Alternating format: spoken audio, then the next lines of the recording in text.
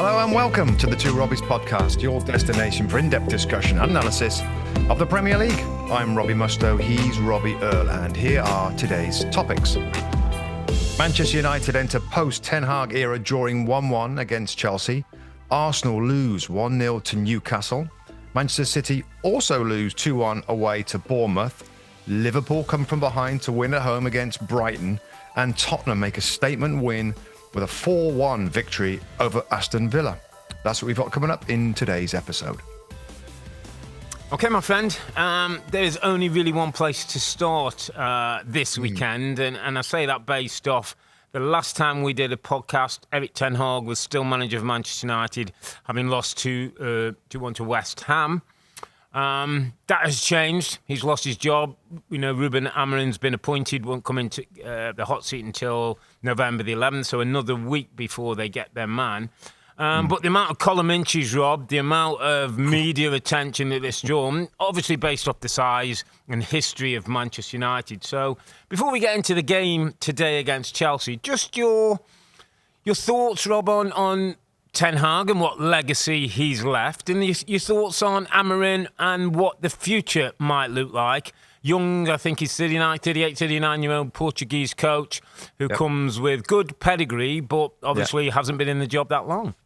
Yeah, I mean, just quickly on Ten Hag, Rob. I mean, I've said quite a few times that I thought he should have been given, a more time based on what the club had done. Yeah, they didn't do that. They fired him. So I think the first thing that I would say is that they made a big mistake in the summer. Ineos, this new kind of group that CEO, director of football, all experienced guys that are going to take the club forward. The structure that we've talked about so many times, Rob, made a big error. They made an error, and okay. You know, everybody makes errors, but let's have that right. Is that them with a full review and assessing who was around at the time to take forward the club. They thought that Erik Ten Hag was the best guy. They bring in, to my knowledge, at least 2 full-time coaches to help him. So the change of coaching staff and all the players that were brought in to help Erik and figure it out. Now, I feel like eight games, maybe less than that. I read something that the decision was made earlier. Yeah, so given all those changes, and that decision to keep him, they basically admitted to their mistake after this last match round and fired him. So, wow. Okay, not a great start from Ineos. Let's confirm that. But now the appointment of Ruben Amorim makes a lot of sense, doesn't it? I think we've all read the same stuff, Rob. We've all read all those inches and all the articles, and it does seem like a really ideal fit, given a strong... The main thing for me after Erik Ten Hag, and legacy-wise, he won a couple of trophies, but there was never a sense that this was really going in the right direction. It was always kind of hanging on and some strange performances, and but I think the new guy ticks a lot of boxes. And what I was going to say is that I want to see a strong tactical coach. I want to see a strong coach that really gets ahead of this squad and realizes what it's got and the best way to play. And let's see it, because a lot of the other big clubs that have made new coaches, we've seen them play in this weekend, Rob, even Maresca at Chelsea. You can see what they're doing. Tottenham, Aston Villa, all the big clubs. You know, even Liverpool, that's a bit more subtle, but you can see what the new coach has brought. And I think Amorim, you did a really nice analysis today, Rob, on what to expect. It is a 3-4-3 system with some little intricacies that's unique to the way that he does things. We have to see how that fits in, and certain players fit into different roles. Again, I've read a ton of stuff this week about how it's going to suit some players and maybe not others. And by the way, Rob, he might not even... It doesn't necessarily mean that when he comes and looks at this squad of players, he might say, well, this isn't really a 3-4-3 squad. It's a back 4 team. Do something different.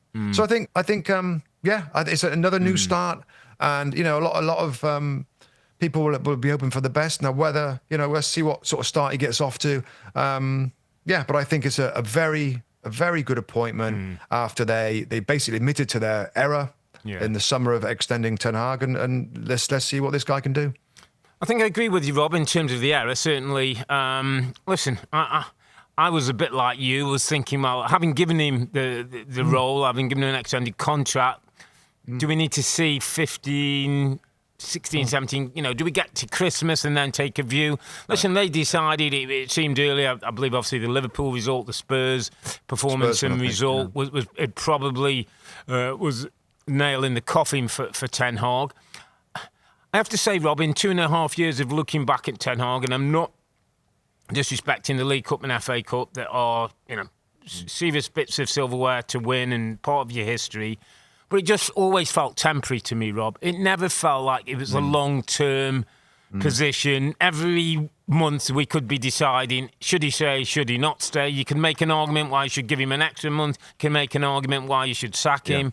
What I would say from Ineos's point of view, and I totally agree with you that they, I think, came to the wrong decision by extending his contract. I think they, for the first time, Rob, in a number of years, I thought they acted like the club the size they were in rectifying the error. They went after their man, their number one choice. They looked at the contract. They paid what was required. They paid the extra money that Sporting wanted to get the coaching staff with them.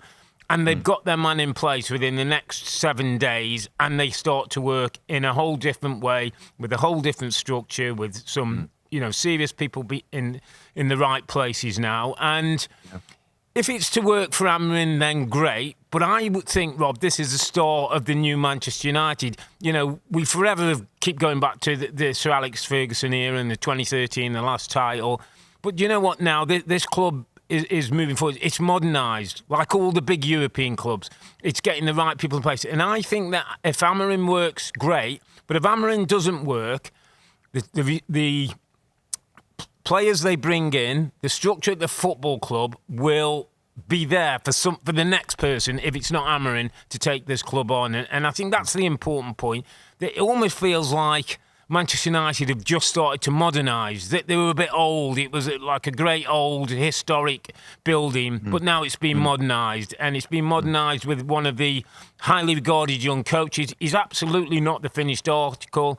There is an element of gamble, like you see with every coach, but he's got a plan. He's got a way of action. Everything I read about him, Rob, in terms of his man management, his empathy with the players, I just think little things, Rob, like he's going to be more in touch with Garnacho and Diallo and Rashford and Højlund, and the communication's just going to be so much better. I think that alone, Rob, we've both been around football clubs where if the mood in the dressing room isn't great, the football isn't great. And I just think this guy, at the very least, can come in and change the mood. We'll have to see how that all plays out. But, that's my sort of take on the Ten Hag and Amorim, and we'll obviously, over the coming weeks, see how that plays out in terms of team shape and personnel and decisions, some maybe big ones that he makes. So let's move it to the game today, Rob. So Ruud van Nistelrooy was interim manager. He got a win in the League Cup against Leicester. I think it was 5-2 midweek against Leicester, getting 5 goals, which in itself, 5 goals against another Premier League team. I know it wasn't a great Leicester team, but you take the 5 goals and the confidence. Against a Chelsea team that had lost in the League Cup against Newcastle, but have been in really good form, sitting fourth in the Premier League table. Did you see anything different about Manchester United in a way that was maybe positive? If I'm Amorim looking at the video, what am I happy with? What might I liked from today? Well, I just think the energy, Rob. You said earlier about the mood around the place, right? When Ten Hag's there and it's not going well and there's certain players are out of favour, whatever. And obviously that's been freed. And we see this all the time. We see this all the time with new manager bumps and different people coming in. Now, of course, we know what's happening with the managerial situation. But there was a freedom about Man United, Rob, that I enjoyed. I enjoyed the work ethic. I enjoyed the lively start. I enjoyed Marcus Rashford running back and out his fullback a few times, and the energy that they showed, and the crowd kind of seemed energized. I thought they were lively. Bruno Fernandes, Rob, playing as a number 10 and not Mazraoui. Like normal decisions. Casemiro playing in the middle of the park with Ugarte, kind of 2 holders. You got your playmaker, you got your wingers. You got a standard back 4. I know you got your striker Højlund back fit now. I just thought there was good energy in a difficult game. Chelsea now is a difficult game. The way that they play tactically, it's very challenging, and I just enjoyed. I didn't think there was much else in terms of I don't know. There's no time for Venezuela to do too much. He's just putting them out in a sensible formation, getting them fired up, reducing the energy on the sideline, which the celebration was hilarious, wasn't it, from Venezuela? 4 minutes later. Rewind the clock about 30 years or whatever it was, and his celebration was just like him scoring a goal. So I just thought that was it, Rob, for me. Energy, good, like worked hard, no errors, no anxious playing out of the back. It was just a generally an energized performance. Yeah, I totally agree. I thought it was a day when I thought it was an okay performance against a team that's probably better than you and in better form than you. People did look a bit freer and refreshed. I just said sometimes mentally, Rob, we've all been there again where things aren't quite right. You're thinking about what manager wants. It's not that natural. Your movements don't become a bit clunky. I just thought people looked a bit freed up. I think, Rob, and we did a little breakdown just we just put 6 or 7 up of the chances. Manchester United's wasteful play in the attacking third is something that Ammon's going to have to tidy up, isn't it? They do create chances. I mean, we both saw, I think you saw highlights. I watched the game last week, West Ham v Manchester United. Manchester United could have been 4-0 up at half-time. Probably Eric Ten Hag would still be in the job. But they create chances. But there's a lack of control, composure, lack of clinical edge in and around the box, which is something the new manager is going to have to work on, Rob. Yeah, and also it's quality in it. Like it's a lot of that. And I just thinking of the Bruno Fernandes shot, the mashed over the bar. Yeah, I mean he's got quality to finish. He really has. Quality. But Garnacho's can score amazing goals, can miss some chances. I think Højlund's also in that category. So, Rashford, we've talked so much about him. Sometimes he scores incredible goals and then misses other ones. So, I don't know. That's going to be a work in progress. And that might be, in the transfer market, making some changes to that. They did create some chances today. I thought Chelsea looked a better team in general, much more grooved, much more know what they're doing expectantly. United with a different manager is a little bit more off the cuff. It's funny, Rob, when either side got the comfortable possession of the ball, you're watching the game and you can see Chelsea's patterns. You can see what they're trying to do. Into Jackson, they go wide, runners from outside coming in. You see them set plays. The Mustoe going into that little number 8 position, the 2 holding players, the 3 centre-backs splitting, the wingers staying really wide, Jackson linking it together. You can see what they're doing in possession, where United is like, what are they going to do here? And to be fair, they managed to created some stuff, didn't they? Created some stuff, and Casemiro's ball over the top was an absolute beauty for the penalty that Bruno stuck away to go 1-0 up, wasn't it, in the second half? Yeah. So I think Chelsea fell away a little bit. There was periods of I've really enjoyed Chelsea, and they're a kind of exciting team to watch. Yeah. But they're still very raw, Rob, aren't they? And they still have periods where they make bad decisions and bad giveaways. And some of the football is really, really great. They cut through Man United a few times. I thought they were particularly poor in the final third today, Rob. Yeah. If I look back on the notes that I made, it's like a lot of it was final third where they've normally produced a little bit of magic. Together. Yeah, Palmer looked like a couple times. Wasn't his day really today, was it, Palmer? Not quite. He had a decent enough game. Madueke had a poor one, I thought. Rob. Madueke on the right had a poor one. Neto had some flashes. So their final third is what I think the manager will be. But when I looked at Lavia and Caicedo, and I probably said it last weekend as well. I particularly like 2 midfield generals, Rob, in there. I know that other teams do it differently. Liverpool have 2 number 8s that kind of go back and come back. They're a little different. Man City obviously don't do that unless they push somebody into midfield. Yeah. They have 2 guys there all the time. Yeah. I think that's a really strong foundation. Caicedo and Lavia are playing particularly well. I think Enzo did well when he came on for Lavia. So Chelsea really is a work in progress, and United a bit more off the cuff, loads of energy. I mean, that was a tough game for Chelsea as well, Rob. Yeah, it's a tough game for both teams, really, isn't it, in some respects? Yeah. It's interesting, though, what I like about Maresco, and more I hear him on press conference, Rob, he's one of my first go-tos now, because he tells you stuff. It was really interesting that he talked about Caicedo and Lavia and why Enzo's not in, and he hasn't fell out with Enzo. But he talked about exactly what you were saying. Having those 2 in the middle of the field, it doesn't mean that, when it's Caicedo with Enzo, and Enzo goes moving forward, there's too much for Caicedo to do across the pitch, and at times it's almost like a thankless task. When they're both together, he said there's a physicality, there's a maturity, there's a strength that helps us to build up in the other areas and be resistant to the counter-attack.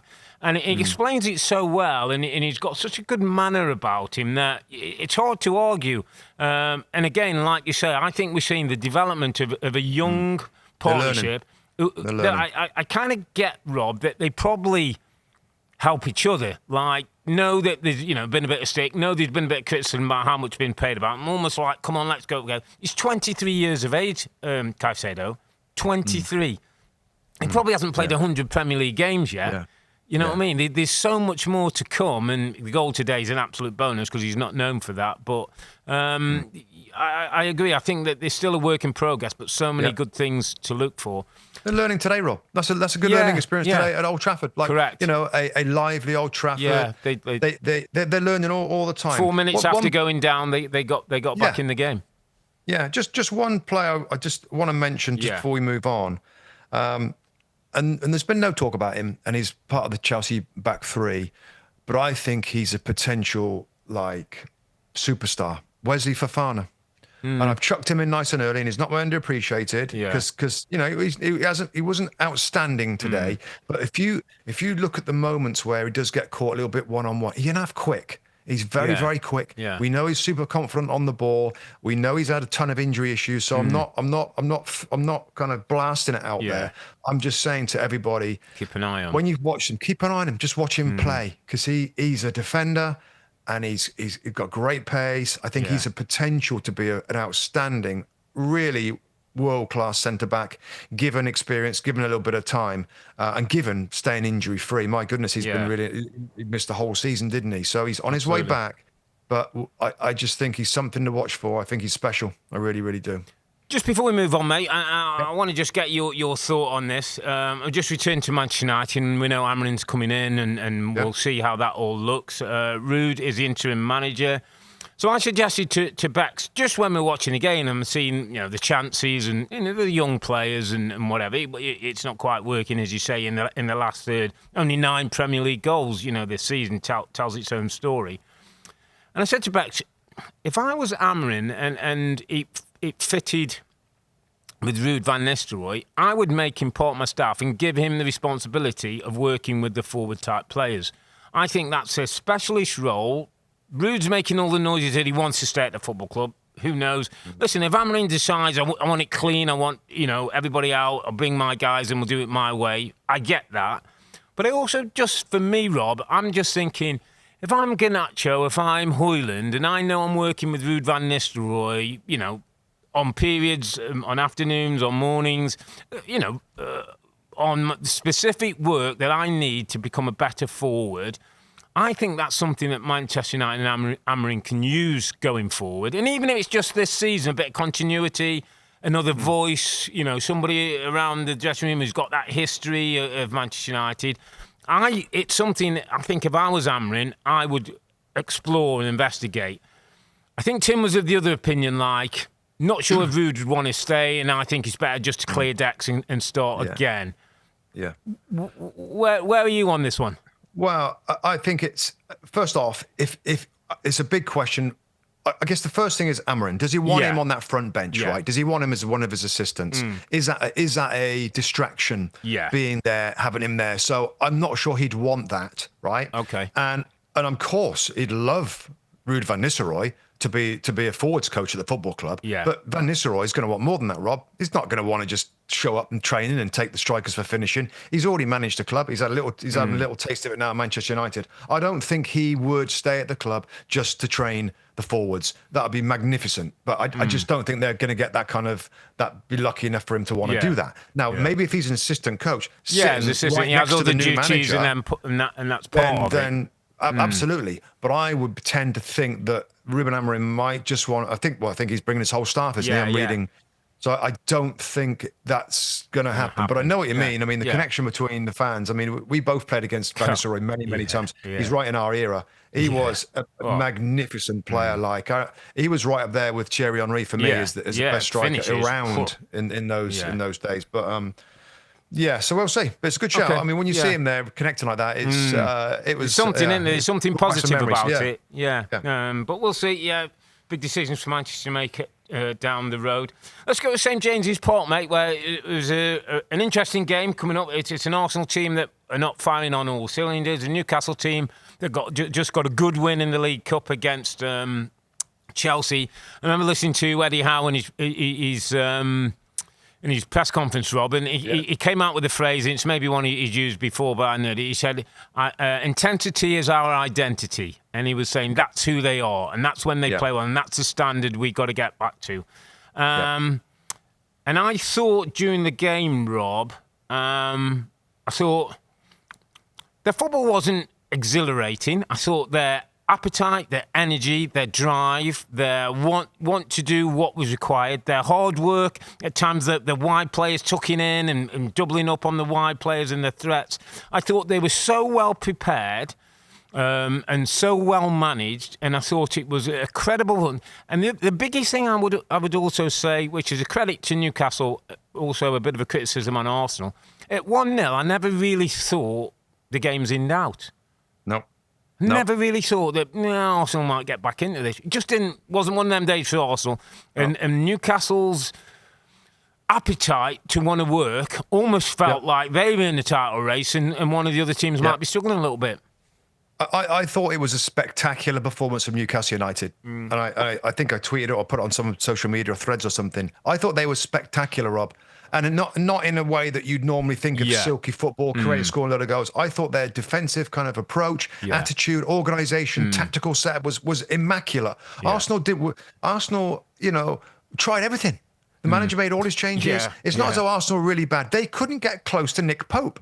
Arsenal couldn't get close. They couldn't get many shots in. They couldn't create anything. Yeah. For that the Newcastle United that I expected this year, after being off the back of a difficult year last year with all the injuries. Yeah. I expected this from day one, and it hasn't come. But that is Newcastle United at their best. Yeah. Now, if they can stay back to their best, and classy Alexander Isak does his thing again, makes $1 million, scores after 12 gets the all-important goal. And they've got everybody else competition for places. Harvey Barnes on the bench again. The power in that team, and I know that Arteta after said that we played into their hands a little bit, but I just think Newcastle United just had a really good day. Strong, physical. Yeah. I thought the fullbacks were excellent. Tino Livramento, Rob, is going to be an excellent fullback. Both were excellent. Him and Lewis Hall was good against Saka on the other side. That's a good future, Rob. When you get good, reliable, quality fullbacks, don't have to mean a lot because they get so much of the ball as well, being out in a wider area. I thought Livramento was particularly really, really good. They were just really solid out of possession, really, really solid. And I know it's a bit of a shocker for Arsenal, Rob, and I know that they got some players that maybe not fully fit, and there's been injury issues. And I thought their intent was good. I thought Arsenal's general desire, intent to go and win the game, tactical changes, substitution changes. He tried everything. Yeah, but they were up against a black and white wall at St James's Park, particularly after going 1-0 up sort of early in the game, really. I thought they deserved, worked hard, and really, it's just an example, Rob, of not, you can win games in different ways. And I love that sort of 1-0 victory as much as a 4-1 Spurs victory or whatever we're going to chat later on. I appreciate that side of it and that you can win in playing that way. And I thought they were really, really good value. And to your point, Robert, I think at the same lesson we had to work hard in teams. We both played in teams that we weren't always going to dominate the ball. But when you get those quality players who are prepared to do that work, who are selfless in that takes you to another level. Yeah. And collectively, they've got that. Just carrying on the theme, I'm going to choose my underappreciated performer of the week, and it comes from Newcastle United. And I bet I could give you 4 or 5 guesses, and you wouldn't probably pick my guy. Sean Longstaff, my friend. Oh, coming to midfield, Midfield player who came on the midfield, and I don't know if you get a chance, it might be on YouTube, or if you get a chance to listen to an interview he did yesterday, Rob. It was everything that was good about Newcastle's performance came through in this young man's interview. So he's come through the academy. He's been out on loan, I think, at Kilmarnock and played a little bit at Blackpool and I think got his breakthrough under Rafa Benitez and got a long-term contract and was one of the young things. And then maybe things haven't always worked out for him, but he's an important element to that team, Rob. He brings an energy and an infectious way of going about his business. It was interesting that I heard, and again, I only read some articles, that he came on as sub in the League Cup for Tonali, and it was booed a bit by some fans or something like that. And Eddie talked about it, that he's important. He started him today ahead of Tonali, and Longstaff, in a very selfless way, just said, I know some people don't think I can play and I can't pass from A to B, but I'll always do my best. I'll always work hard for the team. I'll always try, and if I'm in the team, I'll give as much as when I'm out the team. And do you know what, Rob? For all that, Newcastle United in the takeover and money and big stars who are on big money, a young academy kid who comes in, who gives his all, who's an important part of what you say yesterday is a magnificent win in a certain style of football. Sean Longstaff and players like him deserve the credit that he can find a spot next to Guimaraes and Joe Ellington without Tonali, and he can find a spot ahead of people who you've spent millions of dollars on. And I just thought, I liked Livramento, I liked Hall, but something about Sean Longstaff in that game against Arsenal stood out for me as like, that's why they win, and that's why this football club means so much to people in black and white, because one of their own, a kid through the academy, gives 100% of everything he's got, whether he's on the pitch or not on the pitch.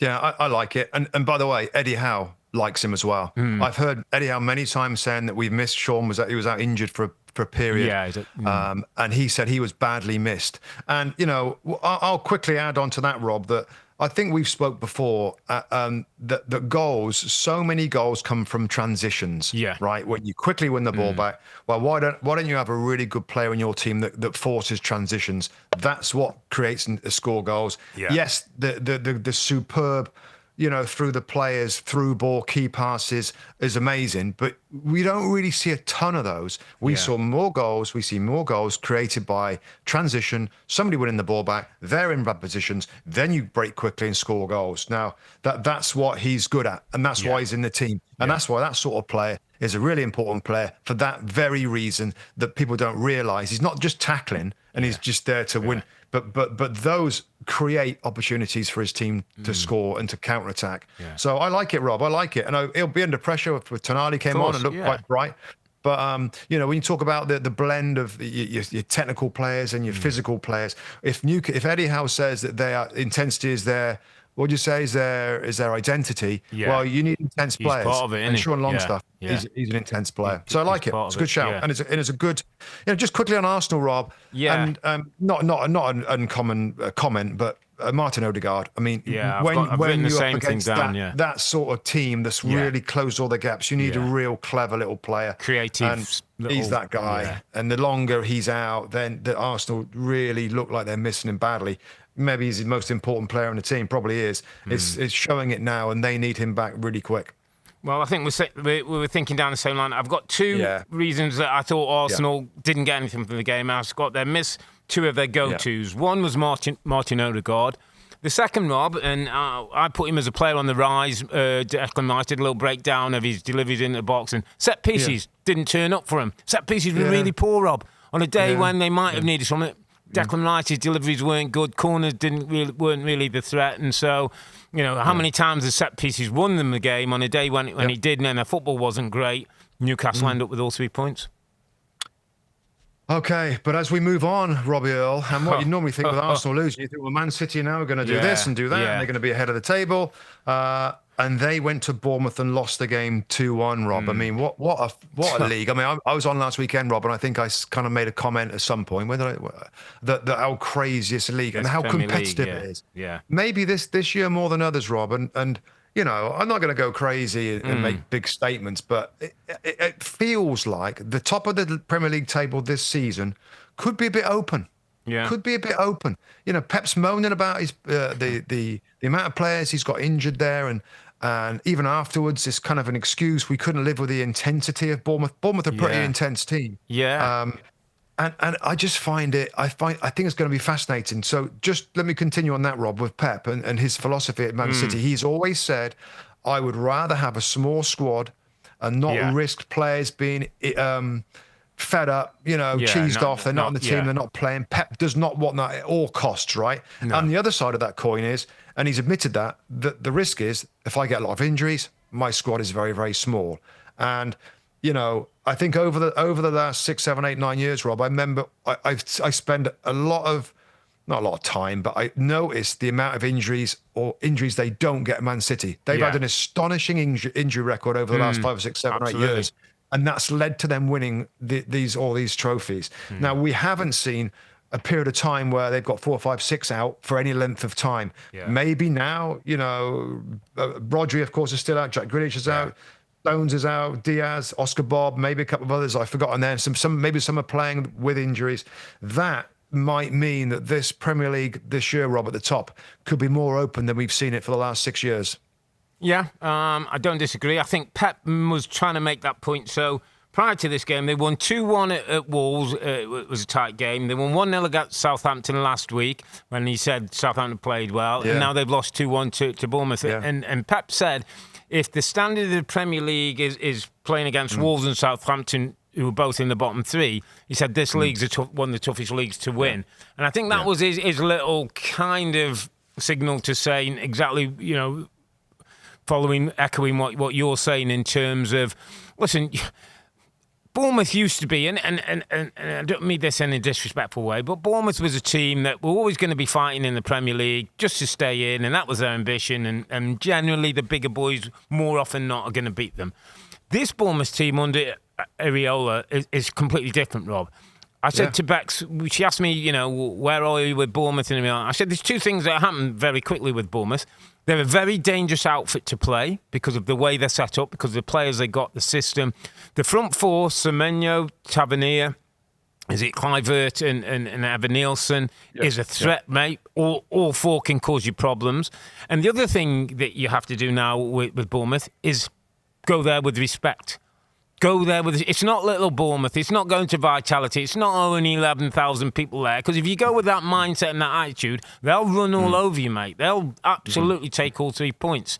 And so, part of the situation with the league is stronger. Better, smarter coaches playing better, smarter football. And if you're not at it, you come unstuck. Yeah, we've seen that this weekend. Absolutely, Rob. I will go on as we're praising Bournemouth. To my underappreciated, and this guy has been. I've been watching him for quite a while now, pretty closely. The left back, Milos Kerkez, Robbie Earle, 20 years old, just 20, Hungarian footballer. I think he went through AC Milan's academy. I think they had him at a certain age. Yeah. Provided both assists, so now is the time to get him out there as an underappreciated and one to watch. One to watch, maybe more than anything. There was rumours that Arsenal were interested in him, taking him as a left back. I think it was this summer.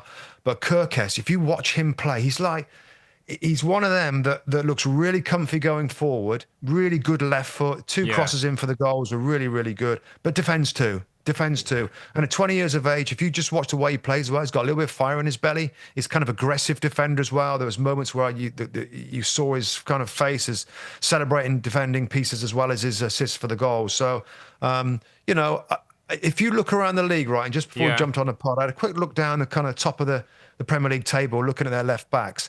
I don't think there's many better than this guy, right, in the league. Yeah. Top 3 or 4 left backs in all of the Premier League for me. Just what I've seen just over recent weeks where I'm watching him play and taking a closer look at Bournemouth because I'm like, how are they doing this, Bournemouth? How are they doing it? Because players, the names on the team sheet is like they don't look like if you showed me that team sheet and said like they're in the bottom 4 of the table, I'd be like, well, the strikers struggle a little bit. Wide players are okay, a little bit inconsistent. The defenders are just it's obviously it's good coaching. Great coaching and obviously the players are better than what they maybe their names would suggest. And I think Kerkez is one of those guys that at the moment is a Bournemouth left back. But I think in the next year or 2, he's not going to be a Bournemouth left back. He's going to be a top 4 club, and he's going to be their left back. There's off the top of my head, Manchester United, I mean, Arsenal, I guess Calafiori, but there's possibly clubs. Liverpool in the next year, 18 months. Might be looking. We talked about it, didn't we? Yeah. We He looks about like that. looks just like he looks like a Robertson at his peak. Good going forward, aggressive defender. So he's 20. He's 20. I'm sure Bournemouth fans won't be happy with us trying to pair their players up. Because I've got a friend who's a Bournemouth fan, and he's the one he keeps telling me about is Marcus Senesi, the centre-back. Keeps telling me, I'm telling you, he's so underrated. Strong, aggressive, 27 years of age, Argentinian, he's pushing for first team in Argentina But squad. this team, and I know through Bill Foley's people, this is an ambitious football club. This is an ambitious owner. He's talking about a new stadium. So they're probably not going to want to sell too many players. I know. No, I don't. I hear you. Listen, I know what you mean. They might not. Yeah, they might have the finances to keep him. But they might. There's quality around that team, and a great win for Bournemouth. It ends Manchester City's long unbeaten run in the Premier League, and get all 3 points to Earle's men. So Arsenal lost, Manchester City lost. So the spotlight turned on Liverpool, my friend, at Anfield. Difficult game against Brighton. They'd beaten them in the League Cup midweek, but that, I'm sure was counting for nothing in a Premier League game. A full Anfield. Brighton go 1-0 up. The Kadioglu with a lovely strike. They have a second chance who Ruter goes through one-on-one. Kelleher comes up with a good save and a really important save. They lose Kanate at a corner kick. Yeah. It looks like he's got a hand or arm injury. We're hearing reports today that it's not quite so bad, and hopefully he shouldn't be out for any lengthy period. Although I have to say, and I'm going to get it in early, Joe Gomez comes on at half-time for Kanate. Doesn't put a foot wrong. Was very close to being my underappreciated performer of the week. For all the Liverpool... I think he's 10 years at the football club. He was signed for the kid from Charlton, mate. What a great servant he's been to the club. Any position across the back line he can play. Joe Gomez, very unlucky to my second underappreciated performer of the week, if I'm allowed one. But Liverpool get the job done, mate. They get a couple of goals back. Cody Gakpo, 2 in midweek, gets slightly fortunate. He said it was a cross that finds its way into the net. Mo Salah does what Mo Salah does. Estupinan's the only person who probably knows he's going to come inside on his left foot and bend it in the top corner. He does that. 7 goals for the Egyptian king.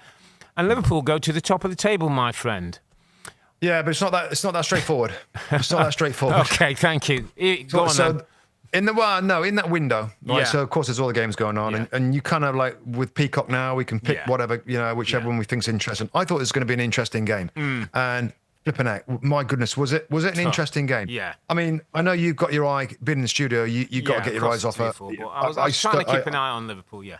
Yeah, I know, but I took a close look at it, and they got absolutely outplayed in the first half. Yeah, absolutely outplayed. Yeah, like embarrassing, like absolutely.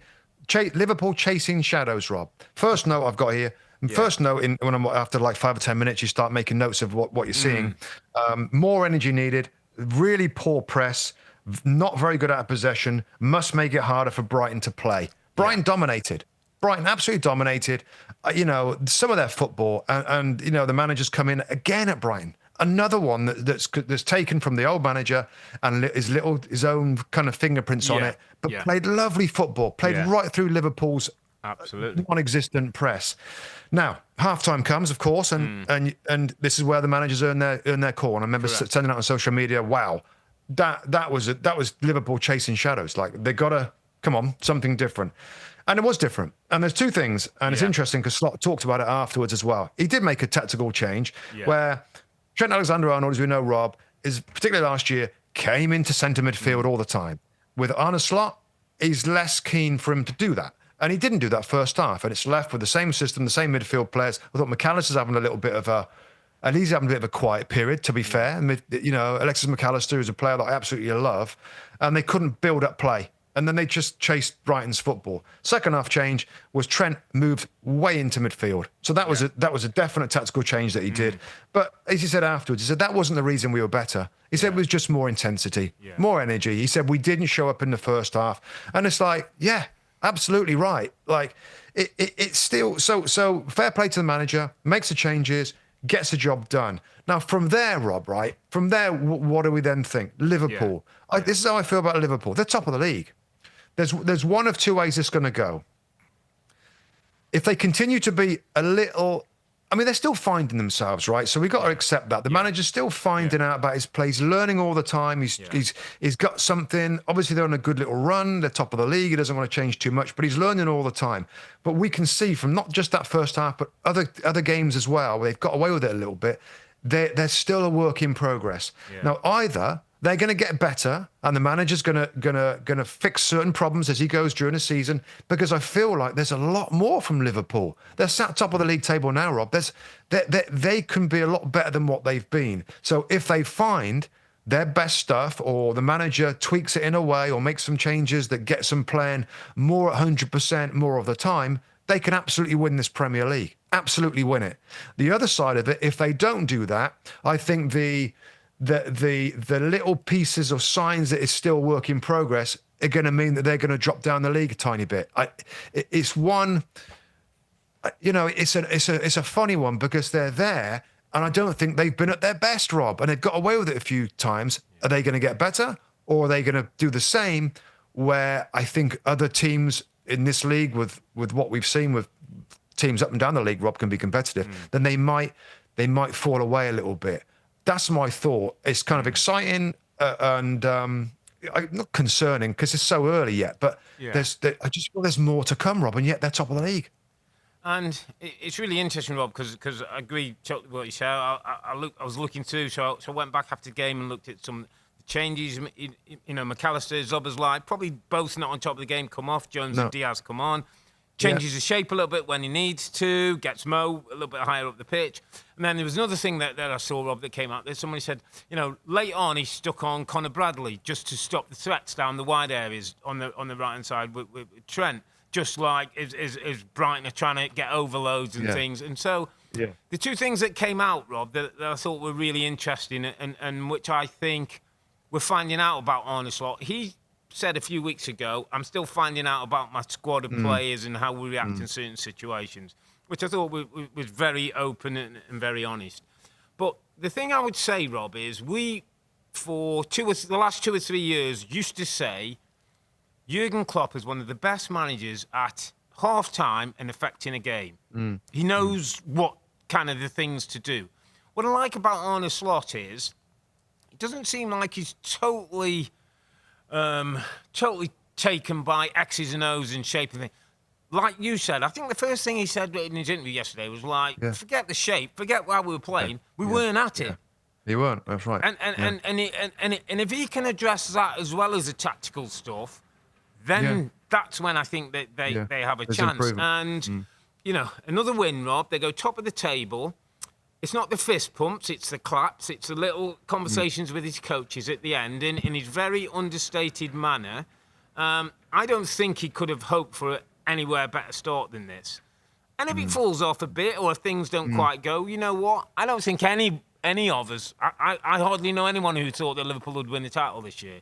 So while they're up there and that's where they'll sit and continue to try and be there, that's fine. But I just think if they fall a little short this year, based on its first season in charge, there's so much to look forward to going forward. And this guy has got this football club very quickly. Yeah, but all that being said, right? Given the City and Arsenal, it's like a little bit off. They're a little bit off. Like this could be a really good opportunity. Well, for any of them. I'm not saying in any way they're Leicester, but the Leicester City year was when a few big teams weren't really at it, and they managed fully grooved, Liverpool in a whole different league and a whole different quality than Leicester, and no way saying they're the same. But I know what you mean. Maybe if City are going to drop the odd point and Arsenal be a little bit inconsistent, is there an opportunity? You might not need 90 points. Another great win. It might not be that sort of total.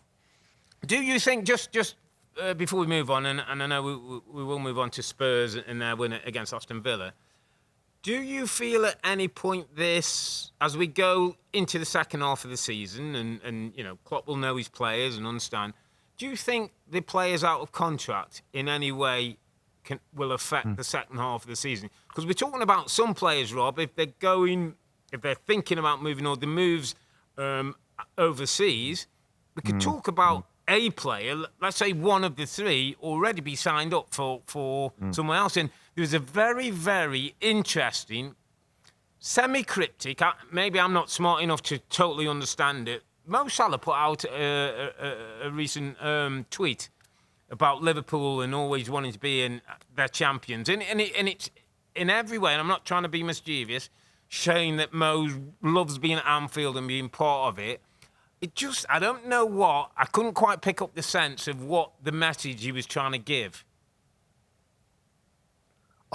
Listen, I think these three, and I think this sort of thing is a case-by-case, situation. I just think, Rob, whatever happens with their contracts, these are three really great pros who care about the club. Absolutely. Even if Trent Alexander-Arnold signs a pre-contract with Real Madrid, for example, I still got to think he's going to try his absolute everything for a title for Liverpool. Same with Mo Salah, same with Virgil van Dijk. And I think Van Dijk has admitted they're talking. It feels like that's a bit more possible. But whatever happens, Rob, I still believe that those three particularly, and there are others you might say, well, if he signed a contract, wasn't want to get injured, or I just think that you won't see a drop off in their performances. But I could absolutely be wrong. I could absolutely be wrong if somebody does sign. But that's my take right now. Is that they? I think I would agree. It'd just be interesting the dynamics and whether people would see that as something that might disrail them a little bit. But what I would say as well, I think Arne Slot's the kind of manager who would deal with it. Robbie, he looks like he can take. If he senses it, he'll make some changes. Yeah, great communicator, great relationship with the media and with the players. So, we'll see how Liverpool go, but continue to go really well under Arne Slot. Just a one defeat this season against Forest, which is looking like not that bad a defeat, and sit top of the table. Let's go to Tottenham Hotspur, Rob, because consistency is always a big thing with Tottenham. Never quite sure what you're going to get. Beat Manchester City, lost to Crystal Palace last weekend in the Premier League. Go and beat Manchester City, maybe not the full-strength City in the League Cup, get themselves through to the quarter-final of the League Cup.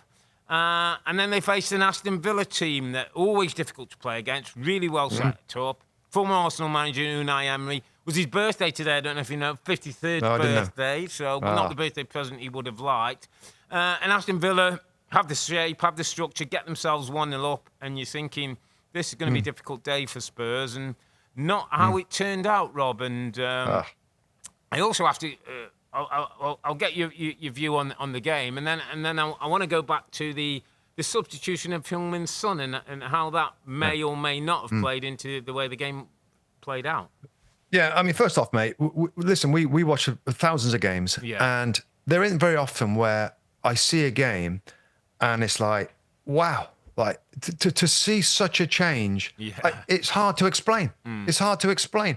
The way that the Aston Villa in that first 45 minutes were absolutely as comfortable as you can expect to be away from home with a team that are expansive, that throw everybody forward. Villa were as solid as a rock, like solid as a rock. Looked like $1 million when they counter-attacked. Looked like Rodgers was getting turned. And I was like, so the notes were so positive for Villa at half-time and so disappointing for Spurs, like weak. Like tons of possession, no penetration, nothing. Couldn't dent Villa. Villa were unflipping penetrable. And then you get a turnaround that we saw in the second half. I mean, it's hard to explain it. And the 4 goals. I mean, some of the football that Spurs played, the penetration was there. But other than that, I can't.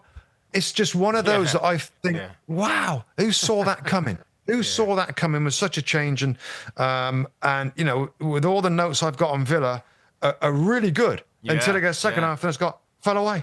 They couldn't handle. They tried to. I think they got a little casual, Rob. They kept trying to play through Spurs. Maybe Spurs had a little bit more energy, bit more pressy from the defenders to win the ball back.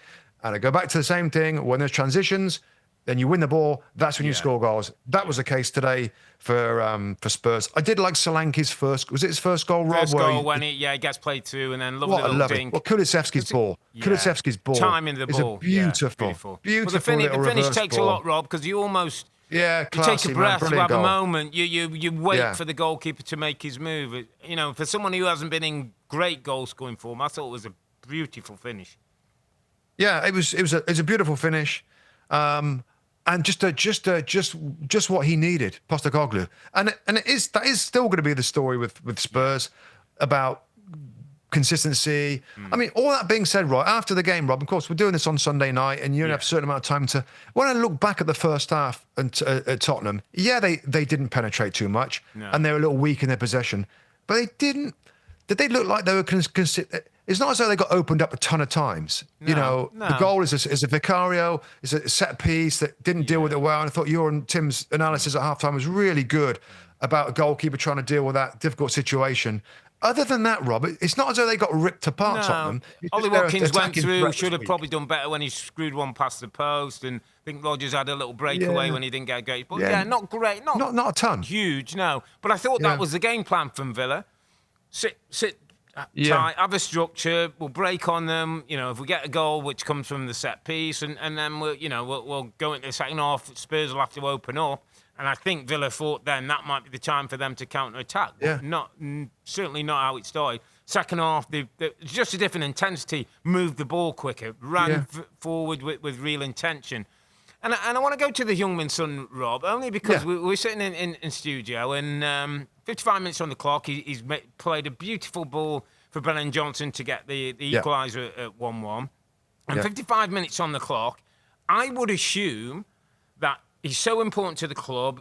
The manager spoke to the medical staff and said, how long have I got in Sonny? And they probably said, give him 10 minutes second half, and then we need to get him off. We need to protect him a little bit. He's missed 6 of the last 7 games. Yeah. That didn't seem to be the case based on Sonny asking me, I'm coming off, why? I know. For him having a bit of a tantrum, which he's not normally that kind of guy. And it's funny, Rob, because as we sat there and I said, wow, Son was really getting them going, was flying in, giving Cash all kind of problems. And I'm thinking, it's a big call by Ange, this one. Yeah.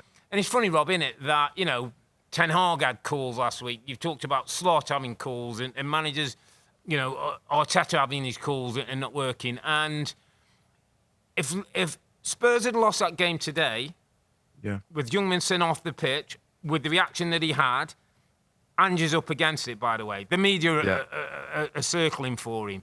It goes the other way. Solanke gets a couple of goals. Maddison comes on, scores a beautiful free kick. It's a 4-1 win, one of the best wins of the season. Great, back-to-back after beating City, and it's all fine. The life of a manager, my friend.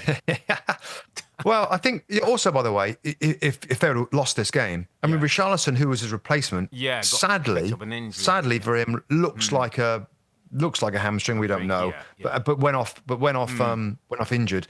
So I think when I look back, Rob, at the minutes that Son's played, and that must have been why it was. I think.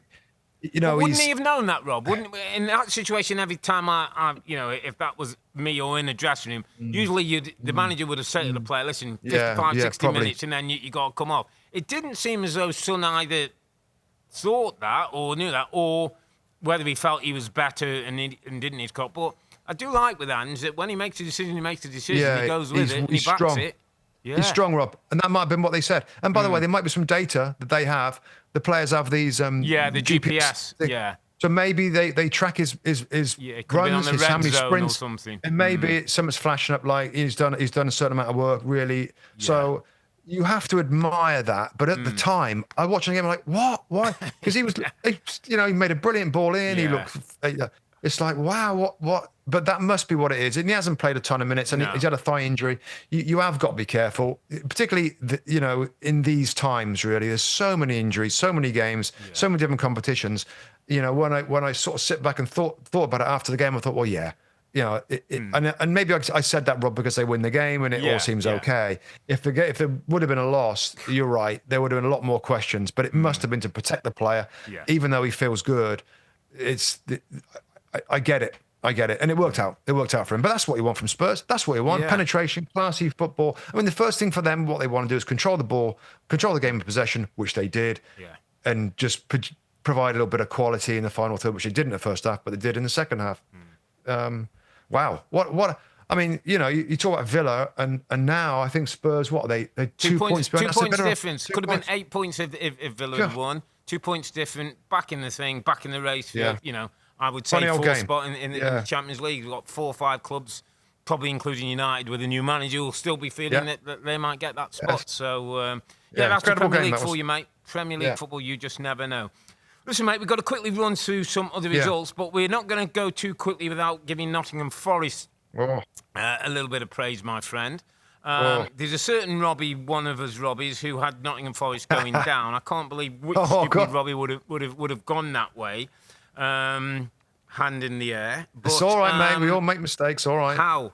I mean, Nottingham Forest 3-0 against West Ham. West Ham, as I said last week, Rob, I saw them against Manchester United. They are a little bit all over the place. This system isn't working. The Lopetegui's pushing his fullbacks on, leaving spaces in behind. The amount of times Alvarez and Rodriguez are running towards their goal, trying to make these transitions. It's incredible. Something's got to change there. Alvarez goes and gets himself sent off, which doesn't help at 1-0 just before half-time. And all of a sudden they're down to 10 men second half. But I have to say, Robert, and I watched quite a bit of this game, Nottingham Forest were excellent. Yeah. Chris Wood's eight Premier League goals speak for themselves. Hudson-Odoi on that side is a real, genuine threat now. It's a Nottingham Forest team, Rob, that could have ended up being 4 or 5. It ended up 3-0, could have been 4 or 5. Honestly, they peppered them. 2 brilliant goals, the Hudson-Odoi and Roy. Murillo and Milenkovic, the 2 centre-backs. Yes. Let me tell you, that's really a strong. very decent centre-back pairing. Yeah. Murillo wants to win it and get forward and play. He's Brazilian. Milenkovic is a bit more of a solid kind of Vidic type. I'm not rugged, saying but rugged, wants to win the ball. There's so much good about this team. And it's interesting, Rob, when you look at Lopetegui was a bit flavour of the month. He was in at Wolves, and then he gets the West Ham job, and everyone's saying after David Moyes he'll do this and that. You get Nuno Espirito Santo, who is one of those training ground guys, reputation he's got to keep working on to probably keep, a Premier League job before the last couple of years. And Nottingham Forest have been a breath of fresh air to the Premier League. An absolute breath of fresh air. Superb. Listen, like we're a little older and stuff. It's a proper club, isn't it? Nottingham Forest is a proper football club. The City Ground is I remember Lee Dixon saying it's the best atmosphere, isn't it? Yeah. It's one of his favourites when he's there in the stadium. Working in the media, we've done all 3, mate. Fortunately, and it's a great place to go and watch your football or play your football. And in terms of underappreciated, how about Nuno? How about Nuno Espirito Santo, by the way, Rob? I mean, he's a good manager. He's just a good manager. He had a rough. He obviously did an excellent job at Wolves. The fans got him into Europe, didn't he? Loved him at Wolves, right? Adored him. Yeah. He goes to Tottenham. It's a big jump up, and he's not a big personality. No. He's very low key. Fewer words is better for him in his press conferences. He just says nothing. We watch all the press conferences. They're about 8 minutes long. Nuno's he doesn't want to be there. No. He doesn't give anything, which is fine, by the way. It's not great for us, but I get it. And now he's gone to Forest, and he's proven himself, shown himself again in maybe a club that's, I don't know whether it's more suited to. He's not flamboyant, and maybe a Forest and maybe that's where he does his best work. The expectations are not sky high, but he's a good manager. There's nothing fancy about his tactics, Rob. He's a 4-2-3-1 guy. He has white wingers that have got pacey, that can run in behind, that can create things, and they work back. He starts off with a very solid formation, kind of 4-4-1-1 without the ball, and very cautious, very counter-attacky, but still he's got attacking minded. It's not as though he plays like midfield, not flamboyant players and blocks it up with. Well, he West Ham style would be a great example. So he's got it figured out, and we absolutely got to give him love. Third place in the Premier League after 10 games, and we said it that after 10 games the Premier League starts to take a shape that doesn't change too much over the period of the season. That's what the stats guys are telling us.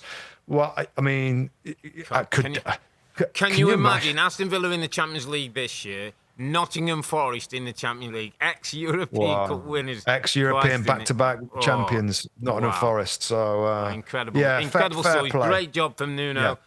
Brilliant job. I hung my head in shame to say that I had him. I accept all the things, but I'm going to give them plenty of plaudits. And do you know what? The other thing, Rob, I love watching them at the moment. They're just a good watch. Yeah. They are, they're fun. Energy, mate. They've got the energy. And there's some talent that there. group of fans who are connected to that football club, who been through some difficult times, some many years outside of Premier League. They deserve to enjoy. And also, we can't not mention them without Chris Wood. I mean, it's in terms of underappreciated. I know you're giving me 8 goals. Got more goals in the Premier League. He just sits in the middle of the goal and taps them in, heads them in. He just stays right there in front of goal and he's getting his numbers. Amazing. Brilliant stuff. All right, mate, let's quickly go through the other games. Ipswich were 1-0 up again. Couldn't hand on to it, are you, with another late 90 plus 4 equaliser. 2 points dropped again for Ipswich. That must be getting so disappointing for Kieran McKenna and his group of players. Southampton, my friend. Russell Martin gets his first win. Quarter-final place in the League Cup after a 3-2 win against Stoke. That was a little nervy at times. I watched about it midweek. And then they finally get their win. And remember, did you see the Beto offside goal that was late on? He got played over the top. He goes through, scores the goal, and Southampton fans think they've thrown the points away, and then it went to VAR, and he was inches, and I'm talking inches offside, mate, and the final whistle went. Russell Martin gave it a bit of the inner Jurgen Klopp, the fist pumps, and, well done, Russell Martin. Fair play. Quarter-finals of the League Cup. Back-to-back wins now in 2 competitions with his first Premier League win, and that will give this team and the manager so much confidence and belief. And he's a little bit like Hans Rob. He's going to do it his way, isn't he? Whether he succeeds or fails, he's going to do it his way. Yeah, well, we said, didn't we, at some point, if it continues to not work, you're going to have to make it. But, this win is going to continue. So same thing, it'll feel like you can go on a little bit of a run now. But that's a lot of games to win one match, 10 games to win one. That ain't going to get it done. So they have got to improve. They have. If they have the same record now, they're going to get relegated. So they got to... they got to figure out or try and build on that. But no, absolutely, credit where credit's due. That's a good victory. Everton continue to frustrate the heck out of their fans, I'm sure. Frustrating from them. The other game, Rob, is Wolves 2, Crystal Palace 2. Again, 2 teams that really needed the victory. Wolves are fascinating to me. They really are, because I feel like they're better than. Yeah, there's a decent team in there somewhere, isn't there? I think there is. It's just an example, Rob. And when you have that's such a crazy difficult schedule, right? First 10 games, it does affect you. It does affect your confidence. Fans are fed up with seeing a team lose at home. They're fed up with it. So when they start playing the games they should win, if things don't go well, there's pressure, and it feels like that Molineux was ready to turn a little bit on the manager. So that. I think, if I'm right, mate, as well, I think they got Southampton next week. Let me just check that. Yeah, Southampton. Wolves are at home to Southampton. Right, that's another monster game. So that's a monster game that he really can't afford to lose, I don't think, Rob. No, he probably can't. No, it's crazy, given that those hard games have put him in a situation difficult. A loss against Southampton, that might push the optics a little bit. And guess who I heard got? Listen, maybe it's more led by myself and the. Wouldn't Wolves be a David Moyes kind of shout? Oh God, we're not going to go there. David Moyes, structure, decent team, get them playing, stop them conceding goals, conceding way too many goals. 27 goals already this season. Moyes would sort that out, mate. Moyes would keep them up. Moyes if you want, get David Moyes back in the Premier League. Is he new Sam Allardyce? Is he? He's a new Sam Allardyce. He's a new Sam. He's a new Sam. Give him get him in, sort things out by Christmas. Stay up bonus. Bit of bonus to stay up. Ready there, the fireman that needs to put the fires out. Listen, mate, we're going to call it for a day. We've got another game tomorrow. West London Derby. Fulham host Brentford tomorrow, 3 p.m. on USA Eastern Time on USA. But it's a weekend when the champions lost their long unbeaten Premier League run to Bournemouth. Arsenal toiled at the tomb. Spurs had a thriller against Villa. And Liverpool, they are setting the pace at the top of the table after coming behind against Brighton. We'll be back next Sunday. That's November the 10th. That's Matchweek 11. When Liverpool host Aston Villa and Chelsea take on Arsenal at the Bridge. A big game. Big London derby there. But for now, I'm Earle. He's Mustoe together with the 2 Robbies. Thanks for watching and listening. Be safe. Stay healthy. It's a good night from me. And it's good night for him. Good night. Good night.